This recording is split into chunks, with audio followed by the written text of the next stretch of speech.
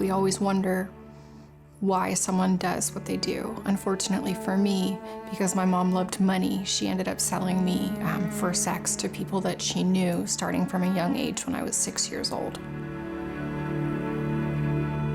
I did this as a self-portrait of when I was being trafficked. It was just to express all the feelings that I don't really know how to say out loud. I grew up outside of Philadelphia. When it came to my school life, it's where I excelled, it's what I enjoyed. School was the only safe place I had because there was men in my bedroom at night. They were the men who would pick me up at the bus stop. We would just call them uncles. They weren't my uncles. They were men that wanted to spend time with me. From 6 to 18, my mom sold me to men in our community.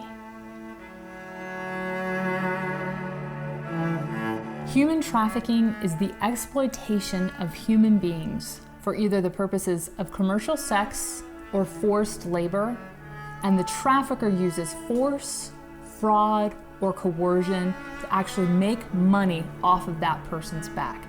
Human trafficking is modern-day slavery, and these victims find themselves in situations that they literally cannot get out of. They told me how to act and how to behave and who to talk to, and that there were consequences if I didn't follow those rules.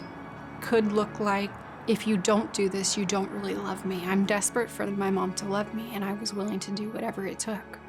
If you don't do this, I'm going to hurt you worse than I did last time. For my uncle, I knew that his violence could be unimaginable.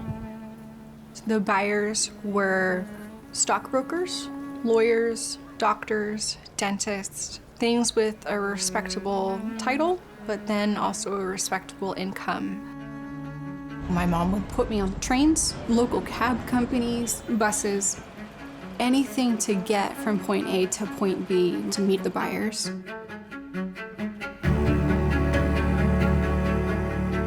I was in the local bus station and I walked into a restroom wearing one outfit, and I had just finished being with a John previously, and I just wanted to get a new set of clothing on.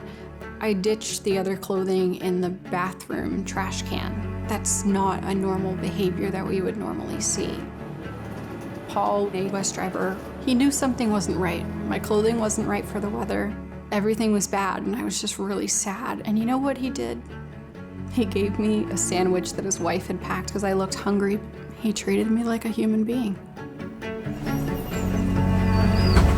When we think about how many passengers actually take buses, I mean, it's hundreds of millions. Think about all of those points of intersection the bus industry actually has with potential victims. You may find yourself in a position where you are able to actually have a conversation with a potential victim, and they open up to you a little bit, and you starting to hear some things that don't add up. Any transportation employee needs to realize if you see something, you can say something. It's going to be that one small act that changes everything for a survivor. You know what's normal. You know what normal behavior looks like on your bus. What if two people come up and one is not allowed to speak freely? The other one does all the talking, most likely older than the individual not allowed to speak. The individual not allowed to speak doesn't have an ID on them because most likely the trafficker is holding it for them. There's a fearful demeanor, most likely. This person is just uncomfortable being with this other individual.